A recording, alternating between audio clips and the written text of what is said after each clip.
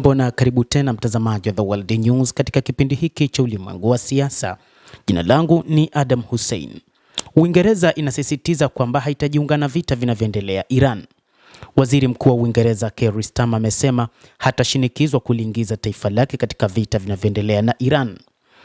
Marekani imekuwa ikihitaji msaada kutoka kwa wanachama wa NATO. Uingereza ni moja kati ya wanachama katika NATO na Marekani iliamini kabisa kwamba huenda ikatoa msaada wa kupeleka majeshi yake katika mapambano dhidi ya Iran. Kwanza ulikuwa ni msaada wa kuhitaji kambi za kijeshi zilizo karibu na Iran na kwamba mataifa hayo ikiwa ni pamoja na Uingereza ilikataa. Lakini jambo la pili ni pale ambapo Rais wa Marekani Donald Trump aliyetaka mataifa ya NATO yashirikiane pamoja na Marekani pamoja na Israel katika kufungua mlango wa bahari wa Hormuz, na mataifa mengi ya NATO yalikataa ikiwa ni pamoja na Uingereza. Waziri mkuu huyo wa Uingereza amesema hawezi kuliingiza taifa lake katika vita ambavyo kimsingi hana faida navyo.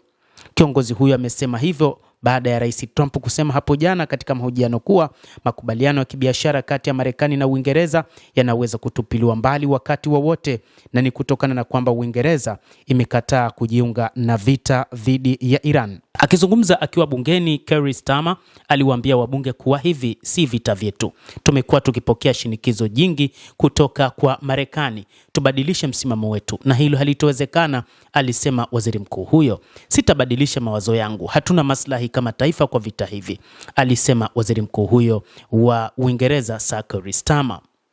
Rais wa Marekani Donald Trump alisema kwamba kuna mataifa ya NATO atayaadhibu, lakini moja kati ya jambo ambalo limekuwa ni msisitizo kwake ni juu ya namna ambavyo anataka ushirika katika kufungua mlango wa bahari wa Hormuz.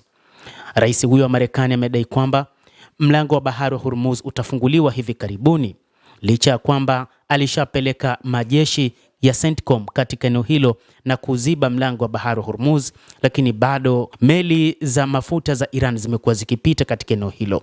Katika mahojiano na shirika la habari la Fox Business, Rais Trump amesema kuwa mlango wa bahari wa Hormuz utafunguliwa hivi karibuni na meli zitarudi, bila kutoa maelezo zaidi. Trump alisema hatujamalizana na Iran, ila akaongeza kuwa anaona vita hivyo vikimalizika hivi karibuni na wao kuafikia makubaliano.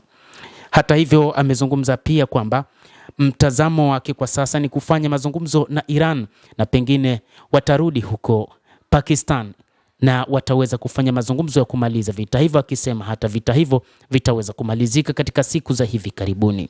Jeshi la Iran limetishia kusambaratisha safari za meli katika Ghuba ya Uajemi, Ghuba ya Oman na Bahari ya Sham.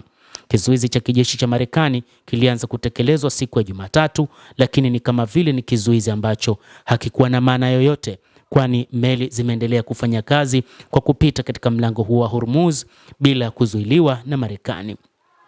Wachambuzi wa mambo wanasema kwamba pengine ulikuwa ni mpango mwingine wa rais wa Marekani Donald Trump kutengeneza mazingira kwamba lazima aitishe Iran ili kubaliane na matakwa yao, lakini hadi sasa imeona hakuna namna ya kutokukubaliana kwa matakwa yake.